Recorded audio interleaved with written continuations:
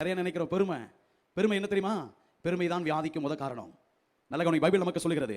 அடுத்து நீங்க பாத்தீங்கன்னா குறை பேசினால். நிறைய நேரத்தில் நீங்க சொல்லுவீங்க, அதாவது வியாதி எதனால வரும், அது பாவ சாபம் சொல்றீங்களே, இது நீங்க தெரிஞ்சுக்கோங்க. சொல்லுங்க பார்க்கலாம், ஒரு வசனத்தை சொல்லுங்க. குறை பேசினா வியாதி வருமா?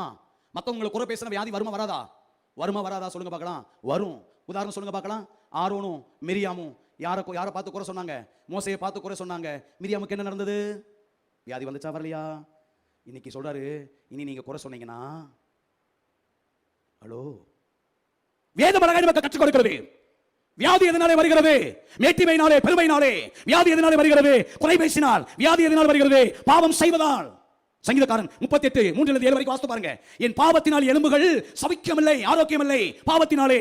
இன்னொரு விஷயம் சொல்கிறது, எரேமியா 3-ம் நீங்க 22 வசனத்தை நீங்க வாசித்து பாத்தீங்கன்னா, சீர்கட்ட பிள்ளைகளே மனம் திரும்புங்கள், உங்கள் சீர்கேடுகளை நான் குணமாக்குவேன் என்று சொன்னால், நீங்கள் கர்த்தரை விட்டு நீங்கள் பின்வாங்குகின்ற பொழுது வியாதி வருகிறது.